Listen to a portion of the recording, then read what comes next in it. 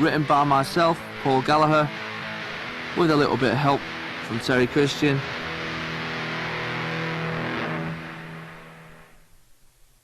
The first section is read by my mother, so now over to you, Ma.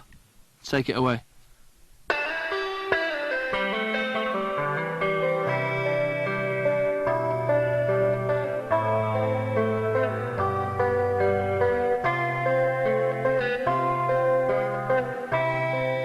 I was christened in Charlestown, County Mayo. My father was a labourer who worked for the local council. He came from Sligo. As a family we were very poor. We never had shoes or socks. Altogether there ended up 11 of us. At night the girls slept 6 to a bed, 3 at the bottom and 3 at the top. Things didn't improve when my father left home around that time. He just disappeared, never said goodbye or anything. My mother couldn't afford to look after us when he'd gone, and so we were taken into care. My sisters and myself had to go to a convent in Ballahadreen where we lived for the next 6.5 years. I left school aged 13 and a half and went straight out to work.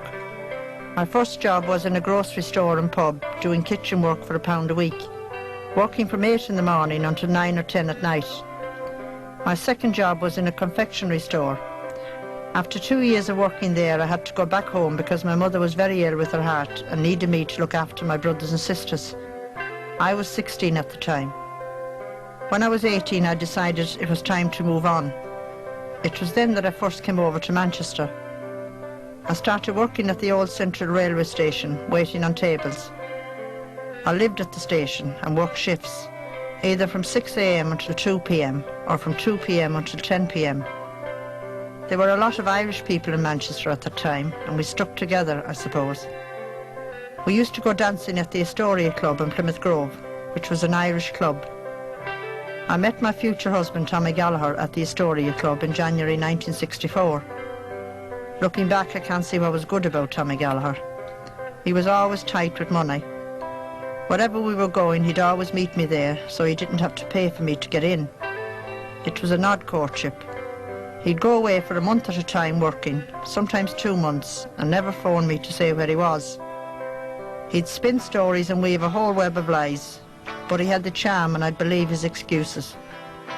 Before I married, I started to see the other side of him, the quick temper. But by then I couldn't back out because all the arrangements for the wedding were made. Even my mother told me that I was far too young to get married and that I shouldn't do it. In the end, I just went ahead with it and got married on the 27th of March 1965 in Manchester. Afterwards, we lived in a one-bedroom flat in Longsight. It was when I got pregnant that I really started to see his bad side and the violent temper he had. I was working all the time I was pregnant, and Tommy would still go away working on the building sites, only coming back at the weekends. Just before I had the baby, we moved into a 2-bedroom house, 2 Sandycroft Street, Longsight. I gave birth there to a boy, which was the best day of my life because I thought this one's mine and no one can take him from me. When Paul was 7 months old, I got pregnant again with Noel. There wasn't really much violence when I had Paul, but before Noel was born, Tommy got really out of hand. One time there was a big row. I couldn't tell what it was about, but he kicked and smashed and dragged and beat me. It was terrible. Noel was born in the same house on the 29th of May 1967, so I had 2 babies, one newly born and the other 16 months old. Tommy was never the type to bother with small babies, so I was looking after the 2 of them, getting up in the night with them, and I still went out to work. I had no choice. Paul and Noel grew up not really knowing their dad. They were just scared of him. If they cried, he hit them. If they stammered, he hit them. They were the best times of my life when I had the 2 of them. Then I became pregnant again. Liam was born on the 21st of September 1972, and 2 weeks later we went to live in Burnage in a 3-bedroom council house. After 1 or 2 months in Burnage, everything started to go drastically wrong. Liam wasn't well as a baby. He had eczema and he was born with psoriasis. He was ill for over 6 months, crying morning, noon and night. His father would sooner go out than look after the child. By the time Liam was 18 months old, I decided to leave the father. He'd come back home taking it out on me and the kids, and yet still be the perfect gentleman to everyone outside. People didn't want to work with him because of his shouting and brawling, roaring and fighting. Eventually he lost his concreting business because he wouldn't turn up for it. It was almost like fate when their father had to be taken to hospital with a bad back in October 1983. I said a prayer that he wouldn't come back. It was 2 months before he came home again, but in the meantime the possibility of a council house had come up. I couldn't tell him when we were going to leave because he would have killed us. Eventually we moved out in 1984 to the house I live in now. There was nothing in it, only the 4 walls and the sink in the kitchen. The council offered me the house on the Monday and I told them we could move in on Friday night when their father had gone out. We were still moving stuff out at 2 o'clock in the morning. It was a real midnight flyer. I always told him that one day he'd come in and we'd be gone. I'd say I wouldn't be here at all except for the kids. Then Tommy would get really annoyed, saying, "I never want anything of those 3 bastards. You will," I'd say to him. "You'll want them long before they'll need you. Because at the end of the day, if you haven't got your family, you haven't got anything." When we moved, things got better, but Liam was very affected by it all. He was still in school, and 12 is a funny age. He was very psychologically affected by his father. So was Noel, but Noel is deeper than Liam and kept it all to himself. Anyway, we got settled in the house and we got it all together and made a nice home of it. And our lives started to change. Then Noel went off with spiral carpets. In the meantime, I got divorced from their father. I never wanted any contact with him or to see him again.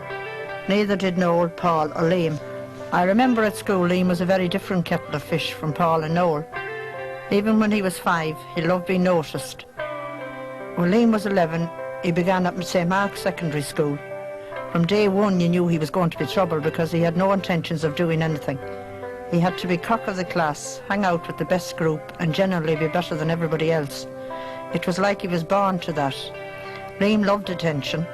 I paid more visits to that school over Liam than I can remember. I tried to explain to his teachers that a lot of it was to do with his father. I tried to persuade the headmaster, hoping he wouldn't expel him. Liam didn't really know what he wanted to do. He used to say, "I'll be famous one day, Mum, and you'll be proud of me. I wasn't put on this earth to dig holes, I was put on this earth for something special." Noel did well with the spiral carpets. That's what he wanted to do at the time, but I knew his ambition was to be in his own band. By the time Noel came back from America, Liam was in a band and Noel immediately wanted to join it. And that was how he came to be in Oasis. They'd come back after every gig and I'd ask if they had any luck.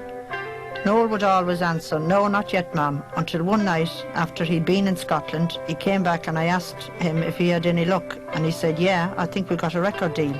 He was so excited. By then Liam was really into the music.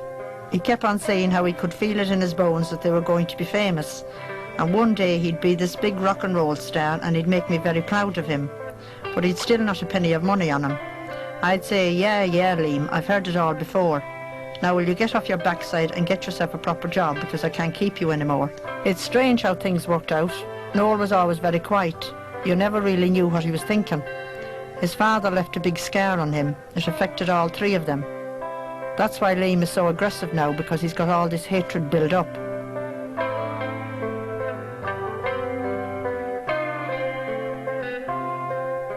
But now it's all behind us. For the past 12 years we've been happy. I had 20 years of violence and none of us could take any more. The violence was terrible even to his own sons. Why Tommy wants to be a father now to Paul, Noel and Liam when he was never a father to them when they needed him, I'll never know.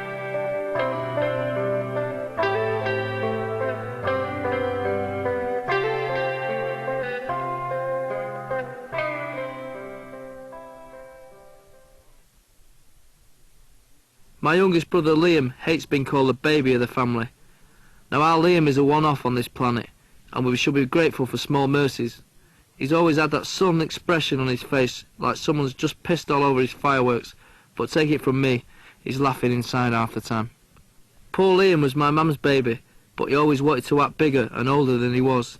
We were always being pushed by our mum to take Liam with us and look after him.